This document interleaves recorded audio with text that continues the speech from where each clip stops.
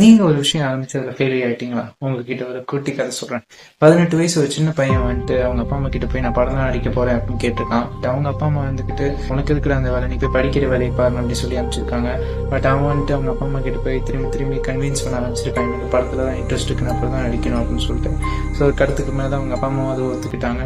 So அதுக்கப்புறம் படமும் நடிச்சான். அந்த படம் சரியா போகல, பயங்கர ஃபிளாப் ஆச்சு. ஈவன் மீடியாஸ்ல கூட இதெல்லாம் மூஞ்சியா அப்படின்னு சொல்லி அவனை கிரிட்டிசைசேஷன் பண்ண ஆரம்பிச்சாங்க. பட் அவன் அதெல்லாம் ஒரு மாதிரி டிஸ்கரேஜ்மெண்ட் எடுத்துக்காம தொடர்ந்து அவன் படம் நடிச்சுட்டே இருந்தான். ஒரு படத்தையும் தன்னை இம்ப்ரூவ் பண்ண ஆரம்பிச்சிருக்கான். அதுக்கு மேல அவன் படம் பயங்கரம் ஹிட் ஆரம்பிச்சிருக்கு. அஃப்கோர்ஸ் நம்ம யாரை பத்தி பேசிட்டு இருக்கேன்னு அவங்க எல்லாத்துக்கும் தெரியும். நம்ம தளபதியை பத்தி தான். அவர் வந்துட்டு தன்னோட ஸ்டார்டிங் ஸ்டேஜ்ல தன்னை சுத்தி இருக்க எல்லாம் இன்சல்ட் பண்றாங்க. இப்போ ஸ்டாப் பண்ணியிருந்தாரு அப்படின்னா இன்னைக்கு ஒரு தளபதியெல்லாம் வந்து நின்றுக்கவே முடியாது. இது மட்டும் இல்லாமல் இன்னைக்கு ஒரு பாக்ஸ் ஆஃபீஸ் கிங்னு சொல்றாங்க.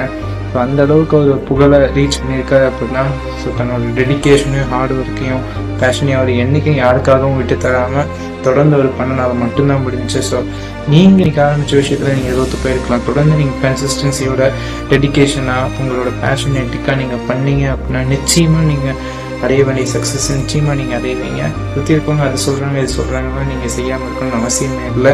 மலையில் ஒரு ஸ்டெப் எடுத்து வச்சுட்டு நம்ம மலையை ரீச் பண்ணணும்னு நினச்சா கண்டிப்பாக முடியாது. ஒவ்வொரு ஸ்டெப் பை ஸ்டெப்பாக தான் நம்மளை ரீச் பண்ண முடியும். உங்கள் ஃப்ரெண்ட்ஸ் யாராவது இந்த மாதிரி ஒரு விஷயத்தை ஆரம்பிச்சு ஃபெயிலியர் ஆகிட்டாங்க அப்படின்னா அவங்களுக்கு இந்த வீடியோவை ஷேர் பண்ணி கண்டிப்பாக நீயும் ஜெயிப்பண்ண அவங்களுக்கு சொல்லுங்கள். எனக்கு பிடிச்ச ஆக்டர்ஸை பற்றி பேசினாலும் அவங்க நேமை கமெண்ட் பண்ணுங்கள்.